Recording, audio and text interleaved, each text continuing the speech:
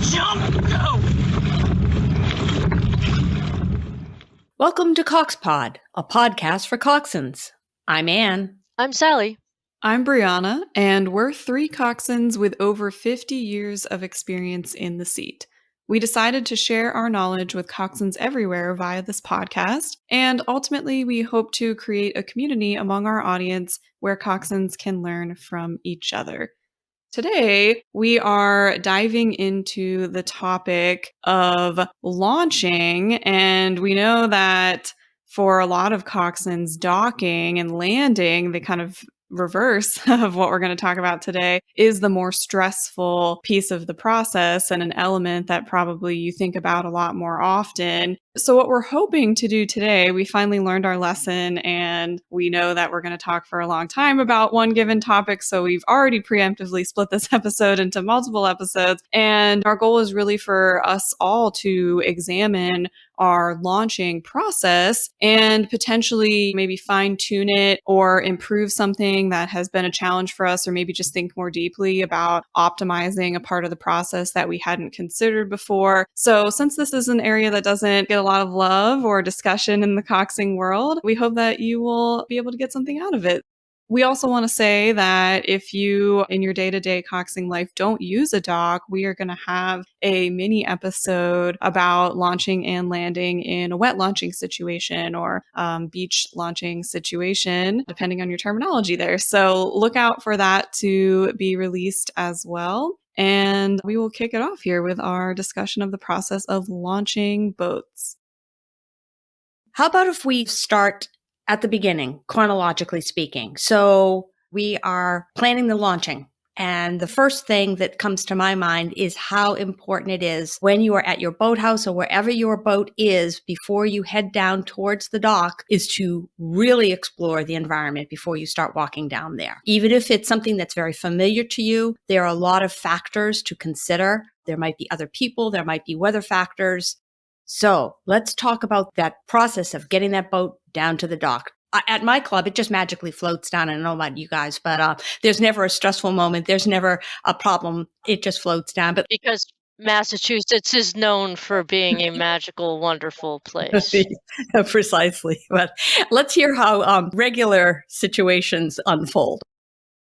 Yes, for us mere mortals, we have to consider the rest of these elements.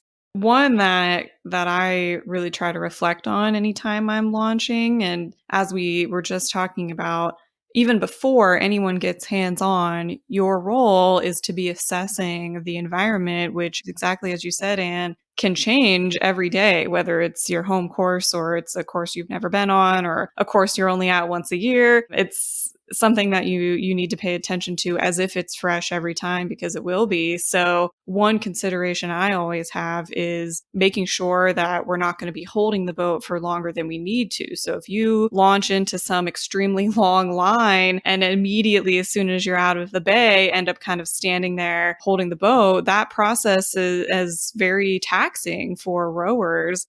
Sometimes you do need to, it's a race and you've got to get yourself in that very long line on the way to something. But sometimes I notice coxswains going over heads with the boat and then not being sure where they're going next or having a long conversation about what to do at that point. And that, if you've never carried a boat, it's excruciating to be in that position with carrying the entire weight of the boat over your head. And sometimes I find that coxswains who haven't personally experienced that, and we probably haven't much because we're tending to be shorter than the rest of the team, even if we do try to help out. But you got to reflect on the fact that that is a very challenging position for the rowers to be in. So you just want to minimize time that they're going to spend in any of these difficult carrying positions. And to build on that, we also want to make sure we're considering who our athletes are. This is something we've always emphasized here. So are rowers a bunch of college-age guys who could totally go down a ramp the whole way over heads and have no issue? Or are they a mix of heights? Are they a mix of physical abilities? Are they really young and all very short? Maybe this is like a middle school team that's carrying that same exact weight of boat that those huge guys would be carrying. Those are all things that we need to be considering before we even get hands-on and start moving around.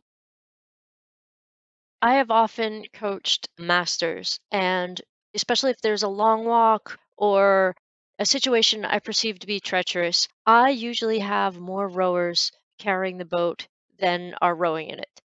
And oftentimes that's looked down upon because, if you can row, you can carry your boat. That is, I want to put in a word here that's going to be unmonetized. So I'm going to say that's a load of pterodactyl. Dang it. There's no shame in asking for help. There are some physical impediments that will preclude 8 people from carrying a boat down safely. And that could be height, that could be physical injuries, that could be a whole host of things. If it's safer and it gives the rowers more energy to race or more energy at the practice, there's absolutely no shame in asking for help. You have to remember that things happen while launching. The boat is expensive. Is it better to ask for an extra person to help you carry it down rather than risk injury to the boat or injury to your rowers? A temporary injury to a 23-year-old can become a permanent injury to a 55-year-old. So take precautions and ask for help. It's a perceived weakness, but is it a greater weakness to succumb to other people's perception?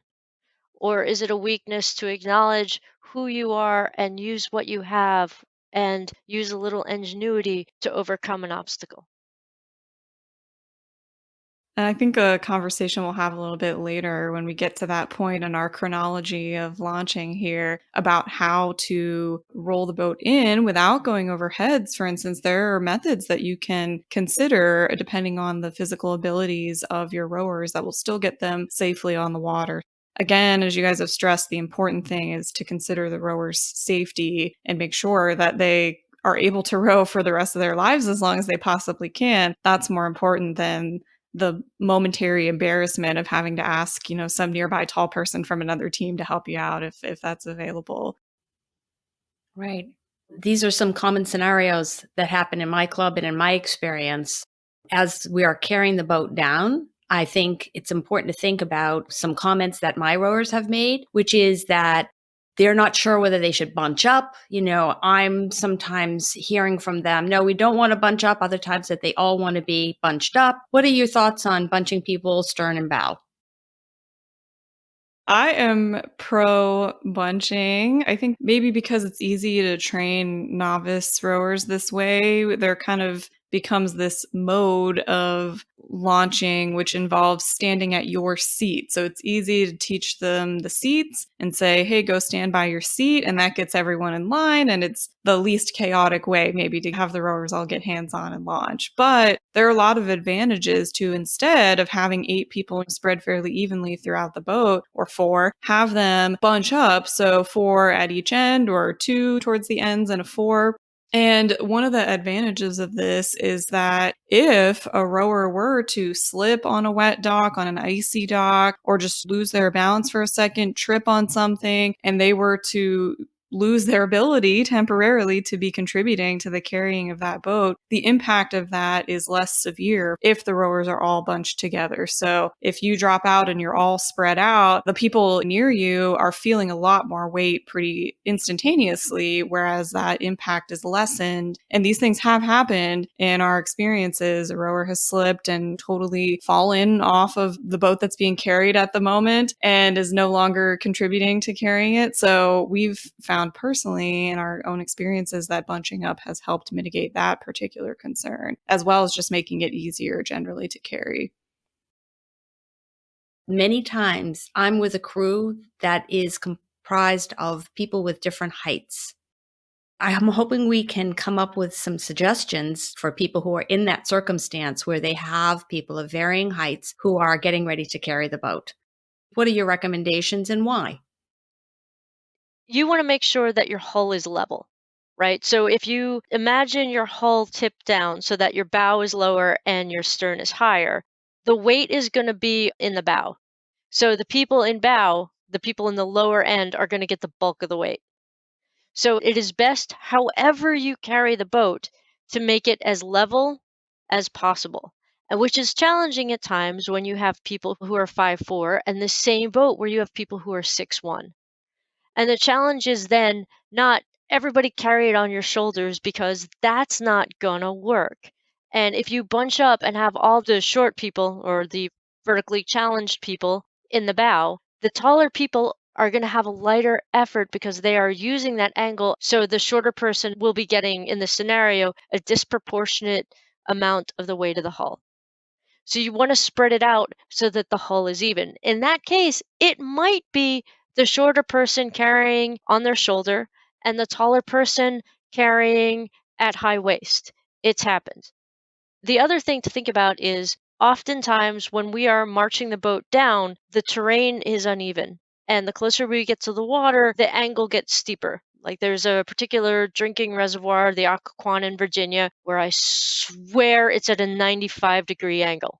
It's horrible. And having the shorter person on the downhill side, you're working against gravity and the fulcrum of the boat. It gets heavy. But if you manage a way to keep it level, even walking down the hill, so that might be having the bow in this situation at shoulders and the stern down to waist. And carrying it that way, it is so much lighter than just everybody on your shoulders. That's very helpful because I had never really thought about the taller people going down to high waists or even to waists at certain points, depending upon the degree of the slope. My personal strategy had been, because our dock is downhill when we launch, is to have the taller people in the bow going down, and we reverse the process when we land. And that seems to have helped that horrible, horrible weight that drives down on the short people when they're in the bow going down the hill. It's unbearable. So that is how I have managed that. But now I have an additional strategy that you've pointed out, which is the tall people carry routinely at a lower level to keep the boat level, right? And there are things they can do. If you're truly a taller person carrying a boat with shorter people, you can dig your elbow into your hip for that extra support so you're carrying just a little bit off your shoulder. You can use two hands, you can carry it in the crook of your elbow. You have ways of modifying it so that their height in this situation isn't a disadvantage to their teammates. Right. We all know the crew where there's that one extra tall person and they try to have it on their shoulder and everybody is suffering from that. So I think that's a helpful tip. I think everything you guys have said is great. Hopefully, listeners are coming to appreciate or reappreciating or agreeing with us that none of this works with a stand by your seat strategy that's prescribed, and this also speaks to why we can't just say hands on and just start walking away. We need to assess exactly what's going on. It's more likely that your lineups are changing on a routine basis. So if that super tall person is in your boat that day, you need a second to think about where to put them, to maybe counsel them on what to do as they walk down. And that extra second of effort is potentially going to protect that person from a permanent injury or some adverse consequence like that. I really think that this speaks to the value of taking a moment to assess the strategy that you're going to deploy as you walk down, because it really will change on a pretty much daily basis. And in these situations, don't be afraid to try something new. We're giving you general broad paint strokes on how we handle these situations, but this knowledge came to us through a hard-earned trial and error process. So we're hoping that you use these tools, look at what you're facing, and try something new. Things are going to work, things are not going to work, but you won't know until you try. Just be inventive. The difference between a cox and a good cox is a good cox is the one that's thinking ahead and trying and using strategies. There's nothing wrong with saying rote things.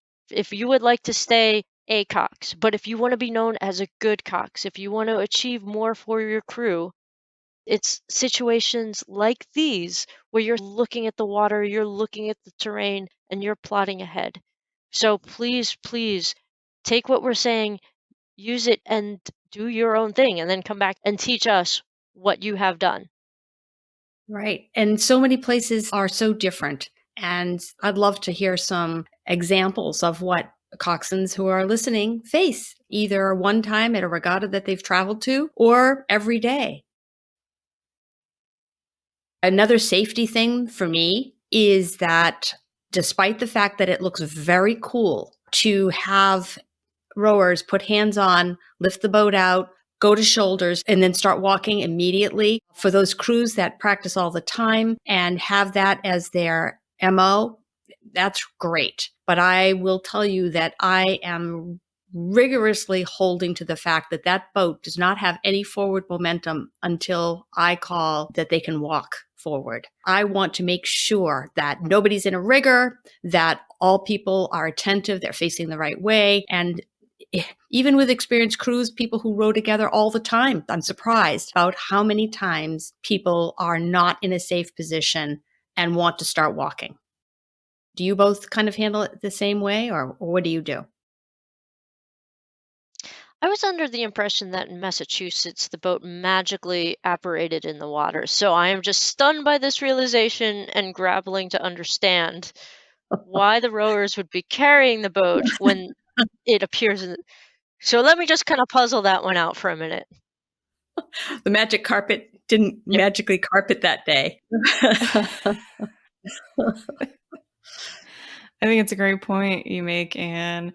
I'm similar in that, again, this is part for me of assessing what's going on in the environment, which could change a lot. And this is a point before we're even on the water where concussions happen in our sport because someone unwittingly is standing there having a conversation at the door of the bay and you need a second to let them know to move before you start walking. Or maybe the rowers, when they brought the boat to the center of the bay, one of the riggers would hit if they started to move forward. There's constantly situations like that. So I totally agree that it's worthwhile to train the rowers that nobody moves until you would take a moment to assess that and then they can start walking forward.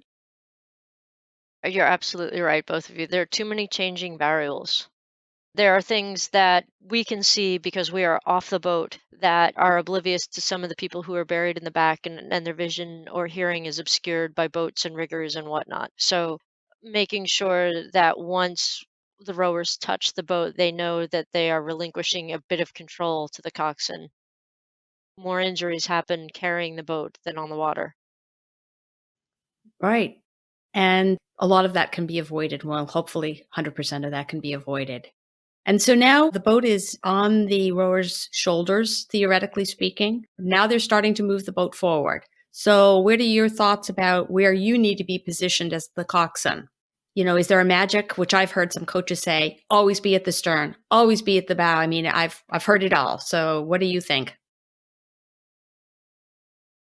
Not to discredit any coach that says always, but to say always just shows that they don't appreciate the gravity of the situation.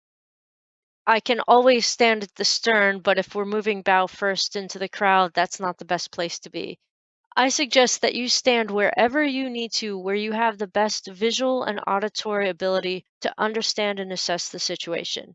You want to be close enough that your rowers can hear you and distinguish your voice from the din of other coxswains, but you want to be far enough away that you can see impending obstacles as they're coming at you. Totally in agreement with you. I similarly have not a prescribed location that I stand at. It's more of a strategy depending on the circumstance, exactly as you described. Maybe we are walking through a very crowded regatta where the most important thing is to kind of clear a path for the riggers that are coming right behind the bow ball, and that's where I'm standing. Other times, I know that it's a novice crew and protecting the skeg is the most important thing. That's something coaches talk about a lot. Other times I'm kind of standing back and assessing from, the side of the boat where I can have my eyes on both ends. So it really is a dynamic process where I'm moving around the boat, watching and seeing what needs to be done. And I think it's really critical for coxswains to recognize that that is part of their role as well, as we've always been saying, that constant mental flexibility in deploying your skills for the optimal safety of people and equipment involved. I do find that when I'm walking with a boat, particularly navigating or swimming through a sea of people, I usually have one hand on the boat so I can feel that it stops or I can feel what's going on or accurately judge the speed. And that allows me to keep my head and eyes moving about so that I've got at least one tactile reference of where the boat is, where the riggers are. I just find that to be a very useful tool, especially at a regatta site when there's so many other obstacles and variables that my crew isn't used to. Yeah, that's a great suggestion, Sally. Thanks for bringing that up. And speaking of regattas, and there's some boathouses, of course, that have a much, much longer walk than at my club.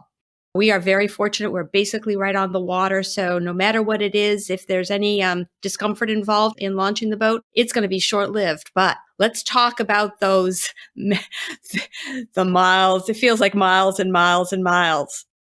What do you do in those cases?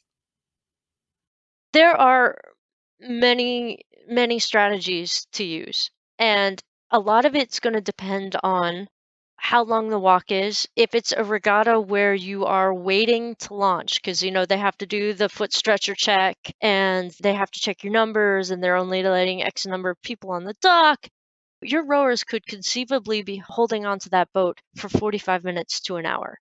That's heavy, and that's straining their muscles, and that's taking just that little bit away from their performance. In situations like that, I bring along a pair of slings. And, if I have extra people, we just carry it at waist, put it in slings, then we move it 20 feet, we pick up the boat, we pick up the slings. Because I am oftentimes without help at regattas, I sometimes strap the slings to a boat and the rowers just carry it at waist. So they have like a built in resting place wherever we put the boat down. And in situations where there's a long walk, if you have teammates, if you have friends, if you have significant others, more people carrying and that long walk is just that much more energy your rowers can put into the race. Strapping slings to the boat is a game changer. Highly recommend. I'm just remembering some very long waits in lines at things like the Dadvale Regatta in Philadelphia. Man, that is unpleasant. But that is one of those situations where you do have to get in that line and kind of hold your spot, or you're not going to make it to your race. Another technique that I've taken advantage of is to partway through the walk, have the rowers pause for a second, go over heads, and then split down to the opposite shoulder. And that's something that I've gotten good feedback about, that it helps relieve some of that pain and pressure and body stress by giving your other shoulder the chance to do something. So you got to be careful and make sure people aren't in riggers, but I've found that to definitely be a helpful strategy. And I feel it shows the rowers that you are aware that this is uncomfortable and painful potentially for them and challenging, and you're just giving them this one little lifeline. We can't operate the boat over here in other states. Nope, But Massachusetts. if you can't do that and your magic carpet failed that day, then this is at least one little small thing that you can do to help alleviate the burden for the rowers a little bit. Wow. We have not even gotten to the dock yet. So let me quick summarize and make sure that I've covered the key elements so far that people may or may not have thought about. Number one, making sure that you understand the physical capacities of your team. Do you need to have extra people help you? Do you have people of different heights, in which case the placement of those individuals will be pivotal? Also, that the boat doesn't move forward until you have assessed and made sure that everybody is in the correct position that you need it to be. There is no magic spot that you should be in as you're launching and getting the boat down towards the dock. You situate yourself where it's going to be most advantageous for safety factors. We need to make sure that the general concept is keeping the boat level. So that has to do with rower height as well as terrain differences. Finally, there are strategies for distance and time that this walk down to the dock entails. And I do think, to Brianna's last point, I have had feedback from crews that I've coached also that my awareness of the weight on shoulders of the boats, even for short periods of time, there are a lot of women who are just nothing but their collarbones are just right there. And it's very uncomfortable, even in the shortest time frame. So my awareness of that and enabling them to either, if we're standing still, to turn around and use the other shoulder, or to Brianna's technique, up and over heads and just switch the sides. That's a value add. That's another creative thing that Sally would say brings that level of coxing up a notch or two. So let's pretend that we somehow magically got down to the dock and everything is well. Now what? When you're launching, there are a couple of things that I like to nag on. You want to make sure that the toes are to the edge and that nobody starts rolling until everybody's ready. Because if one person starts rolling, that height so far away from the center of gravity has the potential to be very, very bad. And I have seen rowers who have ripped the muscles out of their forearm because they were the only one holding onto the boat when it was going in the water. There is tremendous potential for disaster there. So, not to put the fear of whatever supreme deity you respect here, but just respect that this particular maneuver is very dangerous.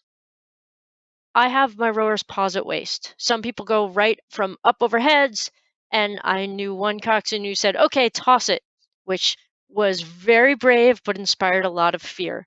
So pause at waist because that way they're collecting themselves. Most times, especially novice rowers, when they're pausing at waist, take a look at the boat. They will have the inside gunnel higher than the outside gunnel.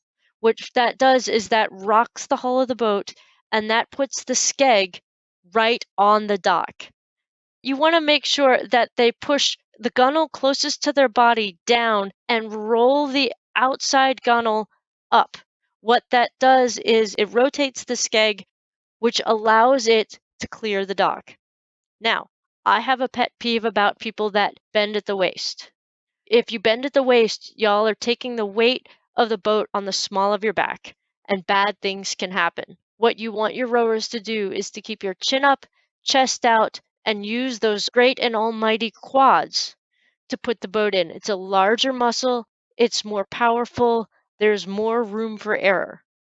So when they're putting the boat in, the outside gunnel is up, inside gunnel is down, and they're squatting to put the boat in. It is more controlled, it is safer. What is your philosophy on if rowers mess that process up? So I've seen reactions as extreme as coxswains who kind of make a scene, or coaches, help with this as well and are like, okay, well, you bumped it on the way down, so now we're going all the way back over heads and we're repeating the process. How would you handle a situation where maybe, we don't rip the skeg off, but we had a little bit of a dicier launch than we hoped? What is your reaction in terms of, how do you respond to the rowers and how do you handle that situation? I think that's a great question because it will happen. If it hasn't happened to you yet, it will happen. And being judicious about our response is very, very important. Me personally, I cannot imagine a time or a place where being dictatorial and making people repeat the process at that time would be helpful, not with the kinds of crews that I am with. I do definitely pause before they go and grab the oars. I say, stay put. And I explain to people the consequences of how that happened and say, the next launch that we have, we are going to do something different. What about you, Sally? When I'm coaching novices, I usually make boat handling part of my protocol. I have them practice getting the boat out and putting it in the water and then taking the boat out and putting the boat back so that they know ahead of time what is expected of them. With college kids, with juniors, where discipline is really important, I give them they mucked it up the first time, they get a warning. They muck it up a second time, they give me 10 push-ups. They muck it up a third time, they give me 20 push-ups. So I set the expectations that boat carrying safely is part of rowing. Well, thank you guys for those thoughts. Hopefully those situations happen less often if we do. And I think you have a great insight there. We coach boat handling as a critical part of the sport. And then when those things do occur, I think Anne offered a really great strategy there. And I have a similar philosophy that it's definitely not my approach to scream and make a scene about it. But I've seen that strategy deployed even at busy regattas. And I don't find that that is productive. So it's something to consider and just prepare yourself. What would I do if they messed up? What would my response be? And if you take a little time to think about that, that could give you the preparation to handle that situation when it does come up. I believe that humiliation is a very powerful tool. It's one we all have in our possession. Whether or not we should wield it is something else. And what are the consequences of humiliating your rowers at a regatta? What is the long-term effects of embarrassing them in front of everybody about not putting the boat in properly? Yeah, we can make them do it again, and that satisfies what? What does that do to their performance in the race? What does that do to their feeling of self-worth? It's a tool we all have, and it's not one I'm comfortable dispensing. Well, and our goal is to explore and promote as many positive outcomes as possible. And I don't find anything about that being positive. But that's me. So let's say that we are at wastes, right? And I'm not going to toss it in. Thank you. That's just me. Also, I'm thinking now about where physically the coxswains are.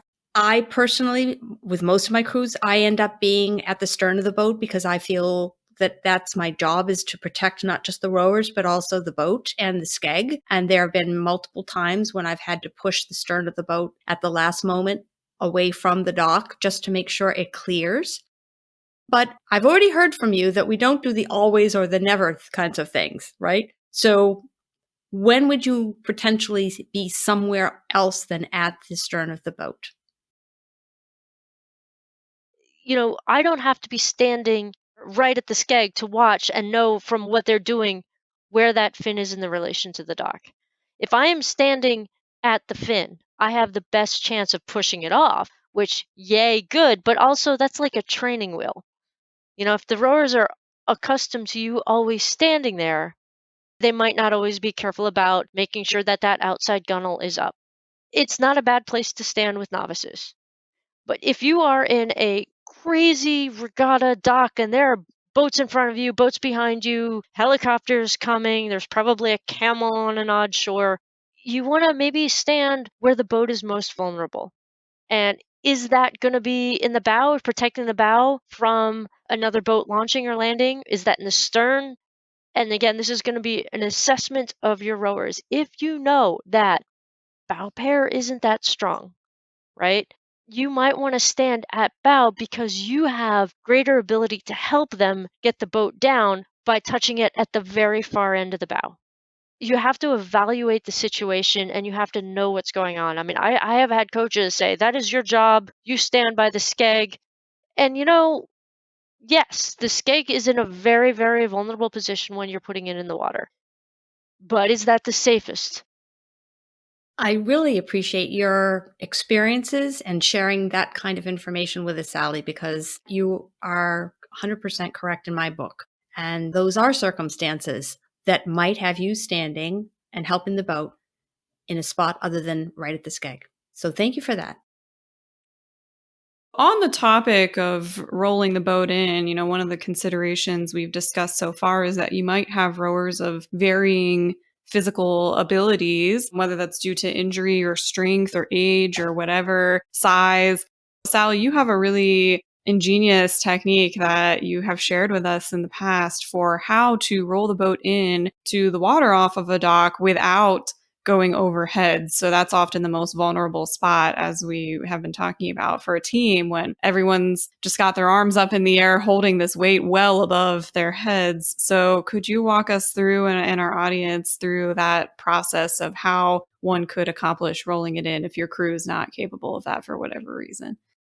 I'm happy to. Again, looking at your crew, studying who they are, studying what their capabilities are, and then making judgments and trying things to bring out the best in all of them is what separates coxswains from great coxswains. I have worked with crews who have had shoulder impingements or recovering from surgery, and the ability to press any weight over their heads for any length of time is just not only unfeasible, it's potentially dangerous. So the hack that I used as a workaround, rather than pushing up over heads and then rolling into the water, is I will have everybody split down to waist. So everybody's holding the boat at waist. Then I will have the boathouse side or the dock side go up to shoulders, keeping the water side down at waist. So what that does is it flips the boat 90 degrees so that the oarlocks are now perpendicular to the ground where they previously were parallel to the ground. So with the boat perpendicular, I have one at a time, and this is really, really important. Have them move one at a time to the other side of the boat where the rowers are holding it at shoulders. So as people run around to the other side, they are now grabbing the boat by the gunnels and whatever they use to lower the boat in. So gradually, as people move one at a time around the boat is now still perpendicular, but I have all 8 rowers holding it with the guts facing them and the round, shiny part in the skeg facing away from them. With everybody holding it like that, I have everybody very carefully take their toes to the edge and then roll it down to waist so the boat is relatively even, with the inside of the boat a little bit lower, the outside of the boat a little bit higher, and then with their knees chin up, chest out, I have them bring it down together. So that's how I would have them bring the boat without going up over heads. In extreme cases, you are able to roll the boat into slings first before you put the boat into the water to make sure that everybody's got a good grip. I mean, again, it depends on the strength of your crew. If you need to, using the slings is an acceptable hack so that they roll it into slings, then just pick it up at waist from slings and then place it in the water. That's brilliant. And you have explained it in a way that I think that I actually could execute on that. So thank you. So the boat is in the water. At that point, then the rowers all tend to depart in sometimes a scramble to grab the oars, wherever those oars are located. I personally make sure that I'm in control of who goes to get the oars, because otherwise you may or may not be standing there with no crew at all. They've all gone elsewhere. Technically, you could have 2 people get all 8 oars, depending on where you've lined them up. It really is how fast you need to launch and what is the ability of your crew. Usually, I will have ports get oars, starboards get keepers, assuming that the rowers have been given enough time to fiddle with their foot stretchers on land. If I know that 6 seat is 5'11" and she is rowing in a seat previously occupied by someone who is 5'2", I might give her a little extra time to adjust her foot stretcher or adjust her spacer, because it's easier to do on land. It's going to take time on the water, and that takes time away from practice. Also, if you have a particularly novice crew, this has happened to me on more than one occasion, make sure they know what your team's oars are. I have had enthusiastic novices put other university oars in the boat, or I have had relatively experienced masters who should have known better put sculling oars in the boat. Also, if you have a person who regularly rows port and is suddenly on starboard, watch them, because dollars to donut says they're going to put the wrong oar in the oarlock, or they'll put it in backwards. So do not assume. That's a key point. I can't tell you how many times experienced even rowers have put the wrong oar in. And if you don't take the time to actually look and assess that, you will try to leave the dock and things will go awry, right? Oh no, I've left the dock. I take full ownership on the fact that I launched with 2 sets of sculling blades and an 8. And I am sorry, but yeah, learn from my mistakes, y'all. That was meh. That's sad and funny and hilarious all at the same time. You'd Sorry, think they Sally. would have noticed, right? Like, what sweep oar has a handle? Also, it pulled into their, didn't even make their rib cage. Well, okay, so we now we've got the oars and the oarlocks, right? And we've got them pushed out in whatever fashion your crew traditionally does that. And check the oarlocks too. Stars to the stern. The keeper on the oarlock, the bolt that ties it down, always make sure that they're facing the stern. In the United States, the old school oarlocks used to look like a 5-pointed star. So you always make sure that the stars are facing the stern, because if somebody puts a boat in, especially now with the wing riggers, it is very easy to twist those oarlocks around 180 degrees, and it's very easy to have put the oar in backwards.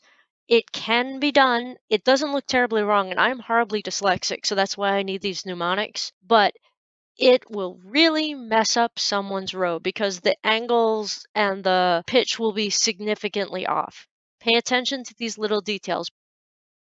These are real life scenarios that you can't make up and that the rest of us can benefit from, right? So thank you very much for those examples.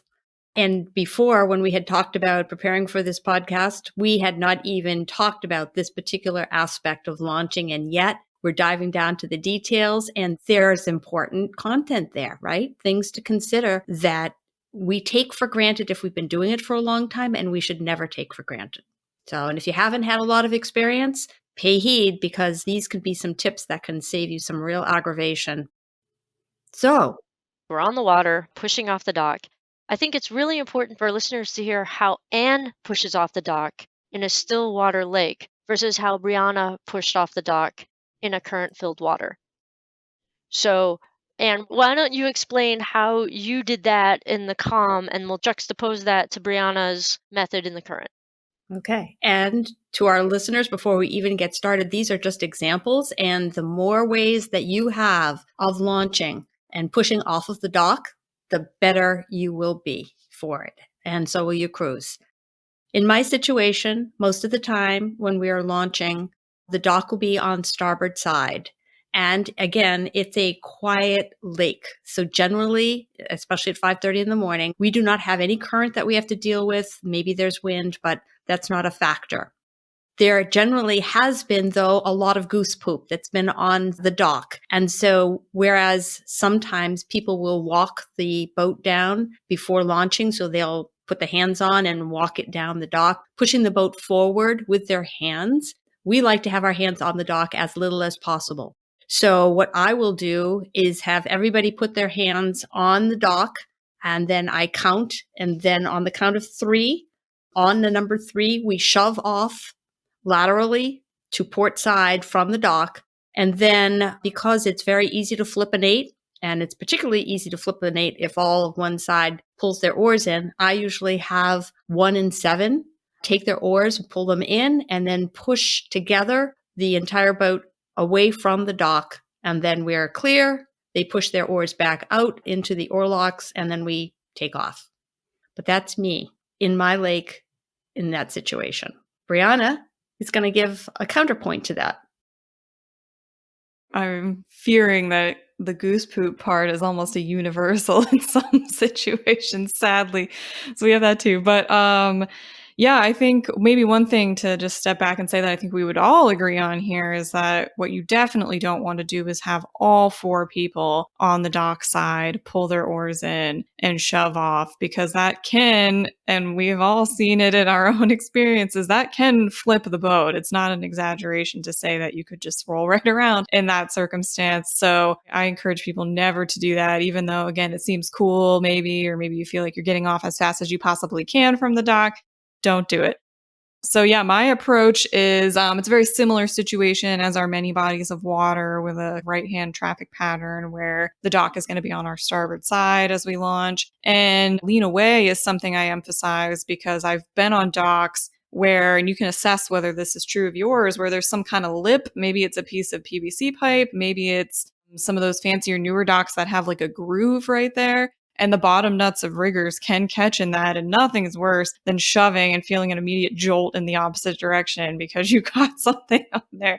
So that's part of the process for me. And then having everyone get their hands onto the dock and give it a nice hearty shove. And that gives us the initial bit of momentum. And then I direct bow seat to pull their oar in and start pushing off. So they're now squared as though they were about to take a stroke. They're pushing off the dock. And then I have 3 seat do that next. And if that's not enough to get us, far enough away, then I'll add 5, etc. But hopefully 5 and 7 are just kind of sitting with their oars on the dock. And then once 1 and 3 have pushed off, that usually gets us far enough away that all that's left is for 7 to just pull their oar in a teeny tiny bit and push the last little bit for us so that we're clear. And then I'll have bow pair start rowing us away from the dock. So the shove and the order in which people have pushed off of the dock has angled us out towards the center and away from other boats that are docked there, hopefully. And then that enables us to make our way out. If you think about with the oar perpendicular to the boat, if you're taking a stroke and the oar is as far out from the boat as possible, the boat is going to move forward and aft. right? So it'll move toward the bow, move toward the stern, depending you're rowing or backing. If you pinch that or as close as you get to the hull, like when we have two scull bow, so that means two seat grabs bow's blade and they're taking these short little stubby strokes as close as they can get to the bow, that's going to push the boat side to side. I have seen crews who don't have the luxury of being able to shove off for various reasons. They will give two seat bow's blade and two seat goes up to the catch and takes these short little choppy strokes that will help push the bow out in the same manner as using your hand to shoving off the dock. In all these situations, there are different ways of maneuvering the boat so that you have multiple options depending on the skill level of your crew to do just about the same thing. And where bow is rowing, if you have stroke seat sitting all the way at the finish and backing these teeny tiny little short strokes, that's going to push the stern back. So there are ways of maneuvering. You aren't as stuck as you might think you are. And again, these are excellent times to experiment and try with how to get off the dock faster. It's interesting to see the different ways that we can actually push the boat away from the dock. And now, one of my favorite things that I want to try to do with my crews this coming year is what? Standing shove, standing shove, standing shove. Standing Because shove. it's awesome! Standing shove.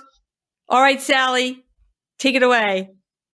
Standing shoves are tricky, but you have a lot of power because instead of using your hand or your arm, you're using your quads. So to do a standing shove properly, what y'all need to do is 1, get the oars out. Never, never, never, never put your foot in the boat unless the oars are out because you can flip then too. And it's bad and embarrassing. So get the oars out. And what you want to have your rowers do is you want to have them gunnel the blades. So they'll put the handle of their oars to the gunnels. They want to put their foot somewhere in the boat where it is appropriate to put their feet. So slide the seat all the way to bow and put your foot on that strap in the middle that you're supposed to put your foot on. And then what you want to do is you want to kind of crouch low and they put their dockside foot slightly behind them. And you want to make sure that they kick with your glutes engaged. Then you get to do this funky ballerina thing. And if it looks right, it looks like 8 dogs trying to use a fire hydrant. So you kick and you've got 8 dockside legs slightly in the air. And what happens is because the center of gravity is such, the extra weight of your foot in the air, the extra weight of everybody leaning slightly out, is going to cause the boat to roll on its hull and just kind of drift out a little bit. And then the key is you have to go, everybody sit down together because if one person sits down, it's going to change the center of gravity and it's going to change the momentum. So you go and down. And what your rowers have to do is they have to swoop that dockside leg down and then they have to use their outside leg to kind of guide them into their seat.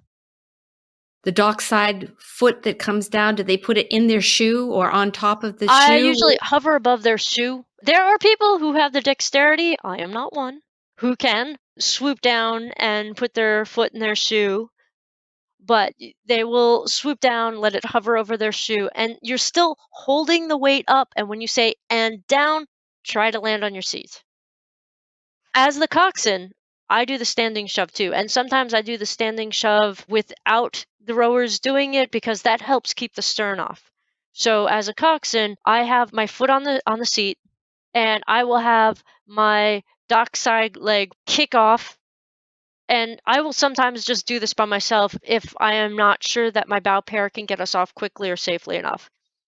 Now, if you are doing a standing shove and your stroke is doing the standing shove, be careful because y'all are going to hit heads. I have done it. Like it'll be, all right, ready, and then there's this thud heard dock wide. And it hurts. So when you're doing a standing shove with your stroke, they're not going to be watching you. So you have to watch them because you're both leaning in together. Just try to either lean out a little bit or lean under them so that you can shove off together. But yeah, the ready and boom hurts, y'all. I think I could do that. I think I could call that now that you're saying that. if I'm visualizing the rowers as their foot is leaving the dock, am I correct? They're holding their body weight up. One hand is on the oar handle, which is on the gunnel, and the other hand is on the other gunnel. Yes. And they're lowering themselves down with their arms onto the seat. Is that correct? And they're 1 foot. Yes. And they're 1 foot. Got it. Now, it is helpful if you're going to do this to practice it once on land. It is startling and difficult. You're swinging your entire body weight down on one quad and being able to control that quad as you lower yourself into the seat.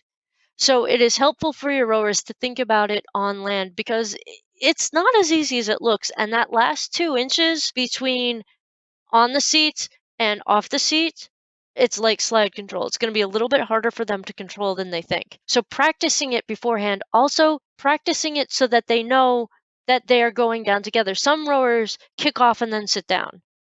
And what you really need to do is you need to kick off and you need to work that glide a little bit for it to work.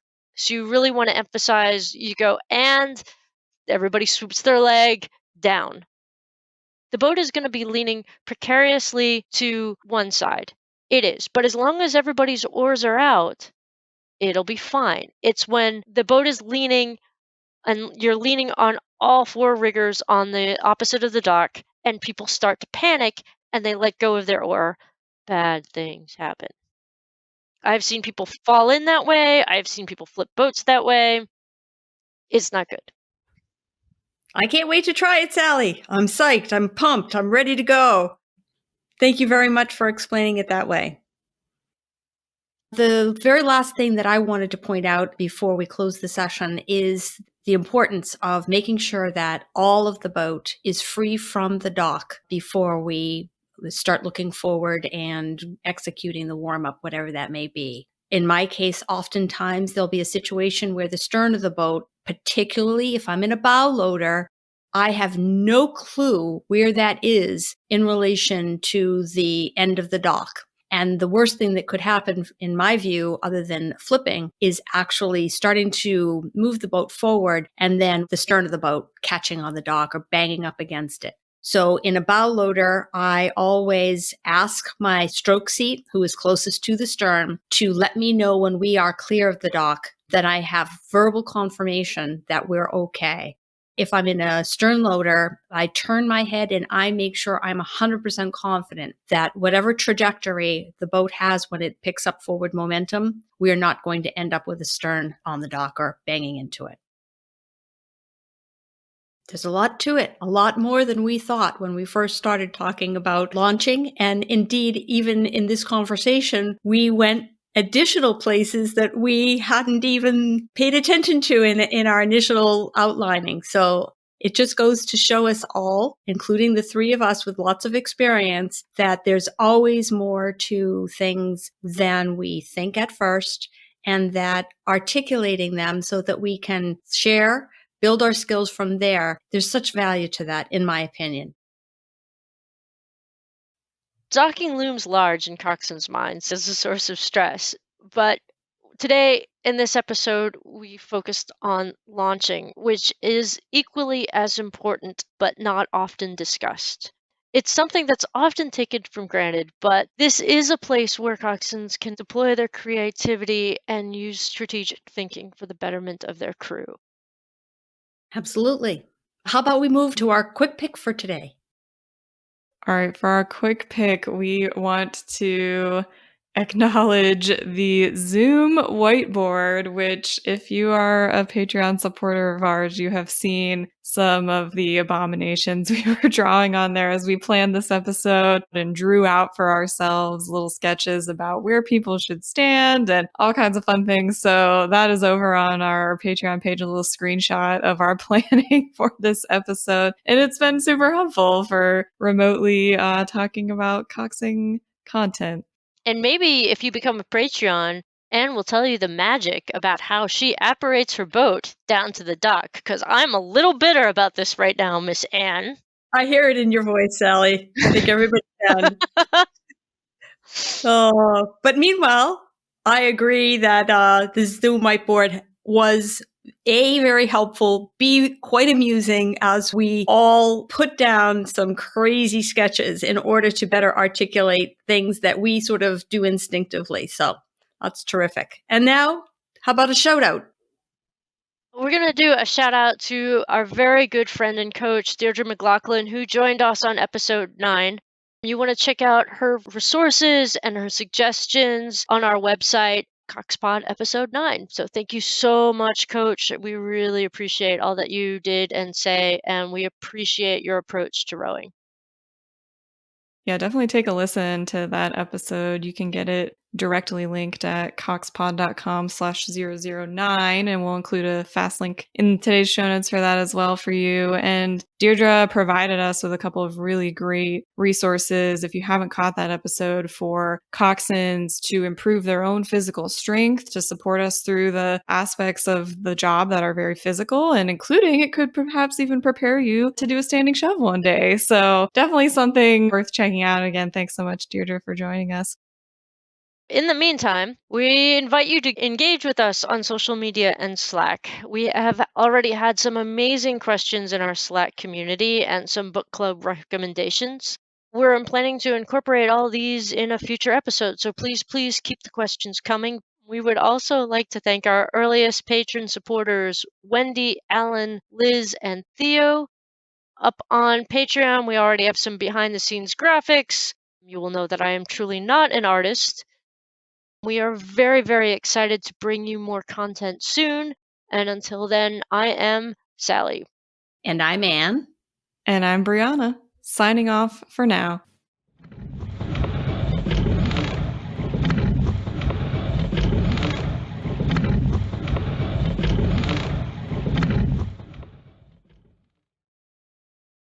Once upon a time, there was a giant who lived in the clouds. And then Jack sold his family cow for magic beans and went to visit the giant in the clouds. And every day the giant would reach his giant hand down, lift up Anne's boat, and plop it right in the water on the lake. That's how it happens. Stupid Massachusetts.